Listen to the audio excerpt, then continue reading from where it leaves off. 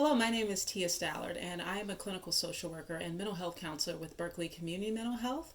I'd like to provide a brief overview of a component of safety planning response we can take when working with victims of intimate partner violence, also referred to as domestic violence, and offer some safety tips I've become familiar with in my experience working with victims of intimate partner violence.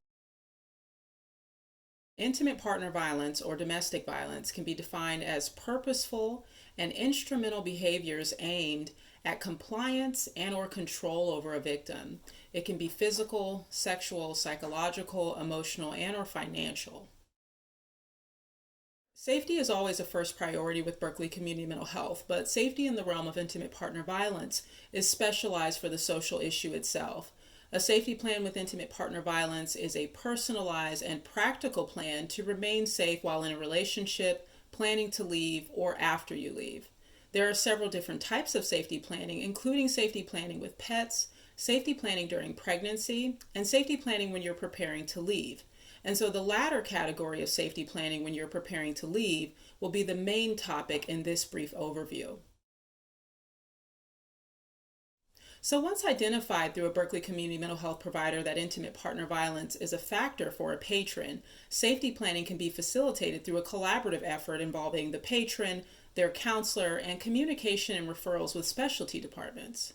One of the main sources or specialty departments is the Victim of Crime Act program or VOCA program, which includes myself and victim advocates stationed inside of Berkeley County Sheriff's Office.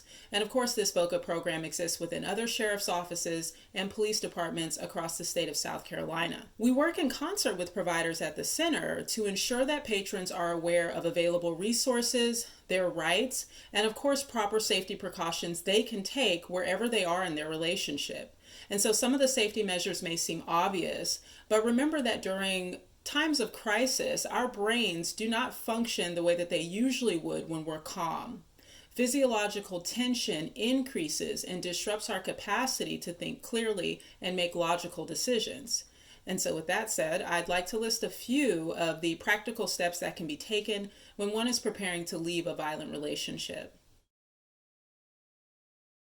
Identification for yourself and your children, birth certificates, driver's license, green card, social security card, important personal paperwork, marriage certificate, custody orders, protective order, restraining order, children's school records, immigration paperwork, rental agreement, car title. And so one of the main reasons for ensuring the safekeeping of all of these documents and identification is that oftentimes in the midst of domestic violence, victims are fleeing situations and they don't have time to collect these documents, and or it is unsafe to attempt to secure them during a crisis situation. And so the victim is left unable to access certain resources because they don't have identification. The next important resource is going to be funds, money, cash, credit cards, a checkbook. It may even become necessary, unfortunately, to sell jewelry in the event of a crisis situation where you do not have access to other monies. Again, in the event that your bank account is frozen or you are prevented from accessing financial resources, it's very helpful to have a backup plan. House keys, car keys stored somewhere outside in a hidden location to be able to access in the event of a dangerous situation is critical as well. Keeping the keys in a safety deposit box or with a trusted friend, a neighbor, or family member could also be the option. A way to communicate, right? So keeping your cell phone on your person at all times is very, very critical. And possibly creating an address book, because in the event of a crisis situation, you're not always able to remember important phone numbers. And so having them written down could prove very valuable in the event of a crisis. At least 1 month's supply of all medications for you and your children, including prescriptions, could also become a factor. And again, identification is important in situations such as these because it would allow you to access those resources.